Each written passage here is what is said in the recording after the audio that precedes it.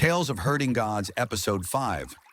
As he ran with the herd of strange beasts, Qin Mu saw that the land ahead of them suddenly sloped downwards into a valley. Ancient, untouched structures were strewn throughout the village, such as ruined palaces, an enormous plaza, and even majestic skyscrapers. So there really was a remnant of civilization ahead of us, Qin Mu exclaimed. At the very front of these decaying ruins was a towering gate that spanned the entrance to the valley. Marble pillars made up the bulk of this gate, dragons sculpted into the marble of each one so that they appeared to coil upward. The herd of strange beasts turned towards the gate, rushing toward the ruins. Qin Mu inadvertently glanced upwards and his scalp went numb. The darkness was flowing down into the valley like a wave of ink. "It's here!" he screamed internally. The darkness would soon reach the gate to the ruins and engulf it. As if they could sense this as well, the strange beasts running alongside Qin Mu grew frantic. They rushed the gate with even more ferocity than before, ramming into and crushing other more careless beasts to death. Now definitely wasn't the time to be calm and orderly. If they couldn't reach the ruins in front of them before the darkness arrived, they would die horrible deaths. Sprinting forward madly, Qin Mu grabbed onto a behemoth's tail. Unaware of the human hitching a ride on it, the behemoth bolted forward like a majestic black mountain, pushing aside and trampling all of the other beasts in its path. Some of the beasts that the behemoth left in its wake leaped forward and latched onto its tail as well, allowing it to bring them into the ruins. As he gripped the behemoth's tail, Qin Mu looked below him and saw that all of the strange beasts that had been ferocious during the day were now trembling in fear. They clung to the behemoth's tail for their very lives. When he turned to look farther behind them, he also saw the 5 youths frantically chasing the behemoth, scrambling for the ruins. Finally, just before the darkness engulfed the gate, the behemoth burst through it, rushing into the ruins like a gust of wind. At that same exact moment, the 5 Li River's disciples rushed in through the gate as well. However, of the 5 youths, only 3 of them managed to make it all the way through before the darkness engulfed it. Senior brother Q, senior sister Qing, and 1 other youth made it through, but the other 2 disciples were a hair too late. Between the 2, one only managed to get an arm through the gate. The other only got the front half of his body through. The back half had been claimed by the darkness. As senior brother Q passed through the gate, he immediately tried to grab onto his 2 junior brothers. Taking hold of the visible arm, he forcefully pulled it towards him, causing a horrifying white skeleton to emerge from the darkness. Before senior brother Q could even reach for the other youth, he collapsed to the ground. The blood of the surviving disciples ran cold. Flesh, blood, and clothing still covered the front half of the youth, but all of the other half of his body had been stripped down to the bone, devoured by some unknown thing in the darkness. "Why does this darkness exist?" senior sister Qing screamed. "What lurks inside of it?" Senior brother Q struggled to stay composed, then released a trembling breath. "Death is like a lamp going out. Our 2 junior brothers were brave and heroic. They died trying to vanquish a devil," he solemnly said. "That devil brat purposely came to these ruins at the last possible minute to take advantage of the darkness and use it to kill us. He's somewhere in these ruins. He won't be able to escape us with the darkness everywhere," said the youth who survived. Ruthless fury could be heard in his voice, a clear indication of how much the deaths of his fellow disciples affected him. "Let's find him.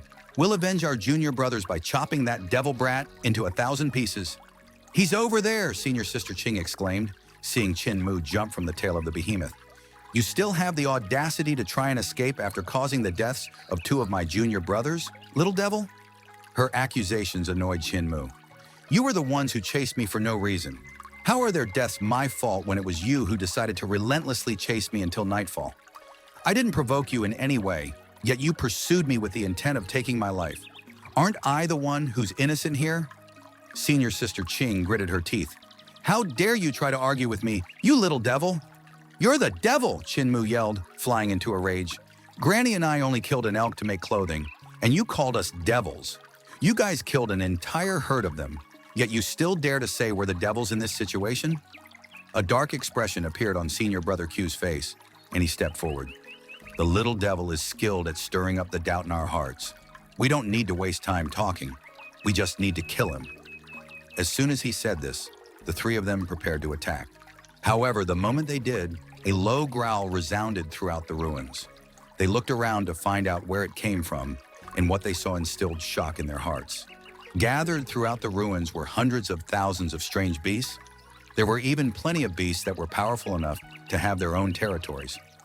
Every single beast looked down at the three remaining disciples maliciously, an ominous glint in all of their eyes.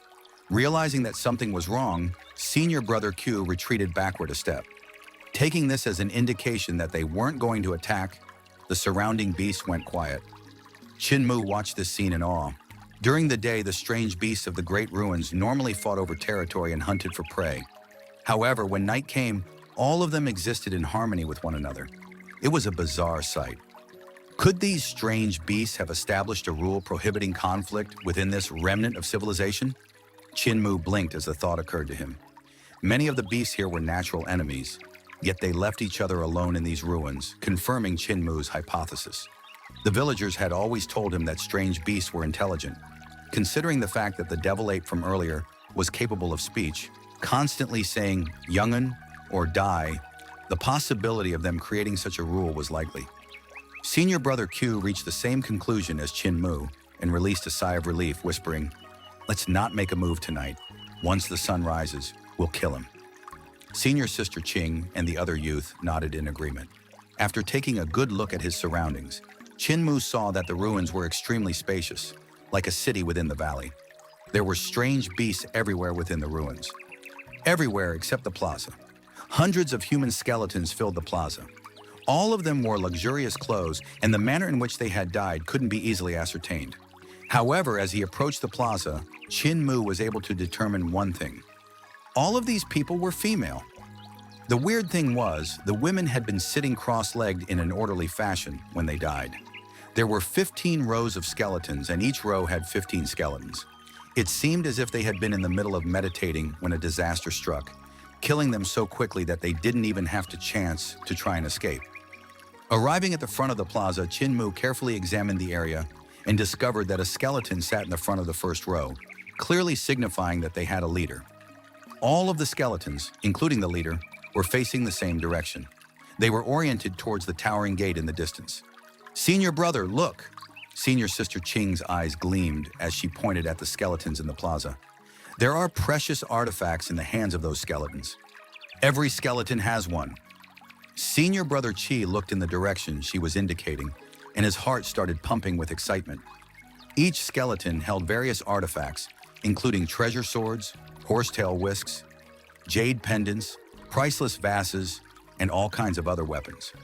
These precious artifacts glowed brilliantly as if they had just been forged. All of them were clearly extraordinary treasures. The most eye-catching artifact among them was a pearl floating just above the palm of the leader skeleton. A hazy mist seemed to be swirling inside of that pearl. This plaza was actually an enormous treasure vault. "If we could get our hands on those treasures," Senior Sister Qing whispered, her breathing becoming ragged. Even the treasure vault of Li River's 5 elders didn't contain a fraction of the wealth in this plaza. If the 3 of them could acquire these treasures, they would be able to start their own sect if they wanted to. Senior brother Q's gaze flickered and he laughed. "The heavens have decided to treat us well. 5th junior brother, go bring those precious artifacts back here." The youth did as he was told and entered the plaza. The moment he did, however, he saw the hairs of a horsetail whisk flutter gently. They suddenly started to slowly grow in length, and one strand moved towards him as if it were alive. That strand of horsehair resembled an extremely thin spirit snake as it lifted its tip to examine the youth. "Senior brother Q," the youth's voice trembled as he called out to his senior, not daring to turn his head away. "The owners of those precious artifacts are dead," Senior brother Q said solemnly. "Don't worry, 5th junior, bro."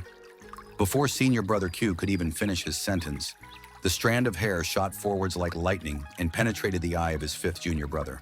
The other strands of hair came flying over as well, digging into both of the boy's eyes. The youth opened his mouth to scream, but no sound came out.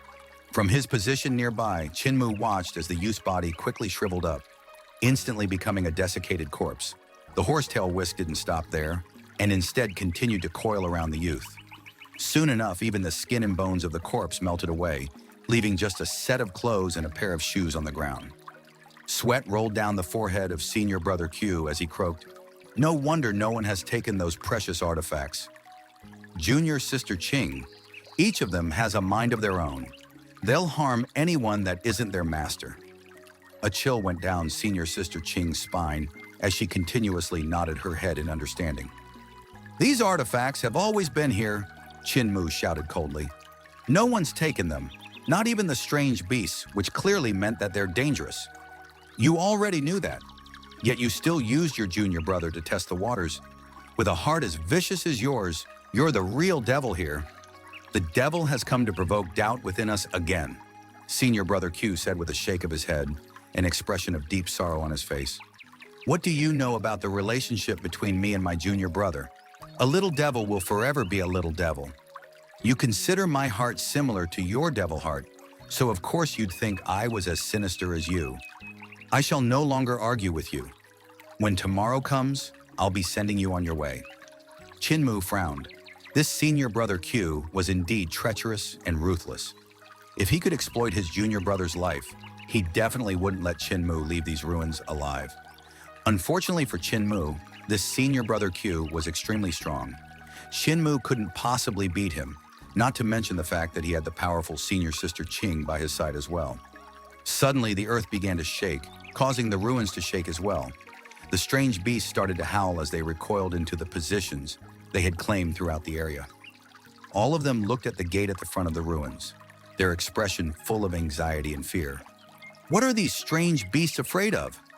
The moment that question popped into his head, the incredibly dense darkness suddenly surged toward the gate like a flood. Qin Mu stumbled backward in shock. However, he realized that something like an invisible barrier covered the gate, blocking the darkness. The darkness frantically pounded into the barrier, trying to break through. The barrier warped and distorted as the darkness kept pounding into it, but it did not shatter. The darkness distorted with the barrier, sometimes shaped like razor-sharp claws, while at other times it resembled wisps of smoke or countless sharp spikes. It was ever-changing. Then all of a sudden, the relentless pound of the darkness against the barrier stopped.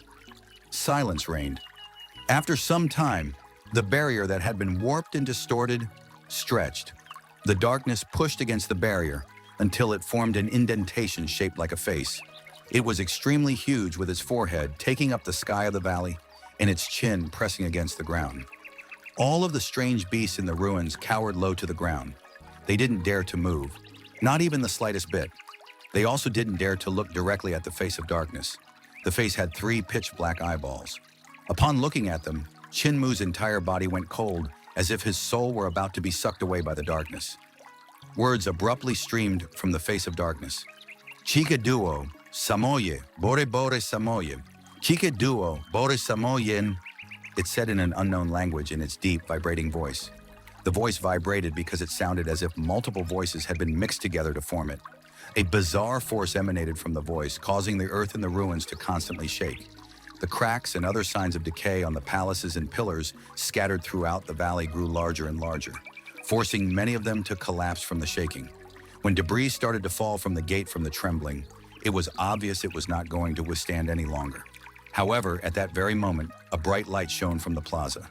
The luminescent pearl that floated above in the skeleton leader's hand began to emit an increasingly bright light. Noticing the light shining from behind him, Qin Mu immediately turned around only to see the pearl rise into the sky. The light that shone from it was a variety of different, intense colors. The intense, multicolored light shone down on the hundreds of skeletons. Every single skeleton that the light washed over suddenly came to life. Qin Mu gaped at the sight. To him, the skeletons bathed in light no longer looked like skeletons. They looked like beautiful flesh and blood maidens with rosy pink lips and bright, fiery clothes. These maidens sat in the plaza exactly where the skeletons had been. Their leader, who was also female, had been holding on to the luminescent pearl that was now slowly rising into the air. Just like the face of darkness, the maidens started to chant in a bizarre language that was just as incomprehensible. Yipo shupo sanan jun hishi, guanming duan jing wusi jiang yu. Their voices softly rang out in unison. The voice of the darkness gradually became louder, intensifying the tremors throughout the valley. As the darkness all around the ruins invaded from every direction, the voices of the maidens became clearer and more powerful. The luminescent pearl, hovering in the air, then released wave after wave of light that shone into the darkness, dispersing it like smoke. The voice of the darkness and the combined voices of the maidens resembled gods and devils engaging in a verbal duel, each side constantly gaining the upper hand and then losing it. At the same time, the darkness and light visibly clashed with each other. This unimaginable battle overwhelmed Qin Mu's mind. Despite the fact that he lived in the Great Ruins, this was the first time he had seen such an extraordinary sight. "This voice," he whispered, a stunning realization washing over him. The combined voice of the maidens reminded him of the god voice he had heard when he tried to break the spirit embryo wall. Both had the same inherent grace in them. He could vaguely feel that the words of the two voices were different, but they had the same general feel. Whenever he tried to break the spirit embryo wall with his vital qi, Qin Mu could hear an indistinct, divine voice solemnly echo from the 9 heavens above. Every time the voice rang out, his vital qi would uncontrollably retreat from the spirit embryo wall, unable to break it. At this point, the two voices were still in the midst of their heated battle. Both were powerful in their own ways, and neither one was able to keep the upper hand for long. The devil voice that resonated from the darkness was strong and terrifying, while the collective voice of the maidens was divine, melodious, and persistent. Every time the devil voice seemed as if it were about to permanently seize the advantage, the maidens always managed to overcome it by deciphering its chant. On the other hand, the devil voice would always make a comeback after losing the advantage, retreating and then erupting like a wild, majestic flood. Both voices were unique in their own ways. Qin Mu became engrossed in their constant struggle as he listened to the collective voice of the maidens when an idea suddenly popped into his head.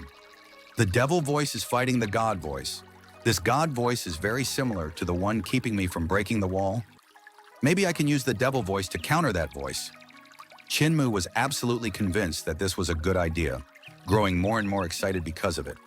As long as he learned the words that the devil voice was chanting, he could then say them the moment the god voice resounded in his head. Doing so would counter the voice from the 9 heavens above and allow his vital qi to break the spirit embryo wall. As long as he could break his spirit embryo wall, with his overlord body and overlord body 3 elixir technique, he wouldn't need to be afraid of senior brother Q and senior sister Qing. However, once his thoughts got that far, he suddenly froze, as if a bucket of ice water had been poured over him. If the voice in his head were actually the voice of a god from the 9 heavens above, and he used words spoken by the voice of a devil to counter it, would that mean he was a devil that had been sealed by the gods? Could it be that senior brother Q and the rest of them had been right all along? Was he truly a little devil? No, Qin Mu shook his head. If he were a devil, wouldn't his overlord body be devilish as well? If that were the case, why did everyone in the village call it an overlord body? Wouldn't the name devil body be more accurate? Who cares if my body is a devil body or an overlord body? First, I need to break the spirit embryo wall. Idea firm in his mind, Qin Mu got to work. He started by perfectly memorizing the syllables of the words that the voice in the darkness was chanting, as well as the tone and manner in which it said them. Once he was sure that he had all of it right, Qin Mu then used the Overlord Body 3 elixir technique to circulate his vital qi. As he pushed his vital qi towards his spirit embryo wall, which was located right between his eyebrows, he chanted the foreign words of the devil voice. That wraps up the content for today's episode. Don't forget to hit like and subscribe to the channel to get notifications for the next episode. For now, goodbye, and see you next time.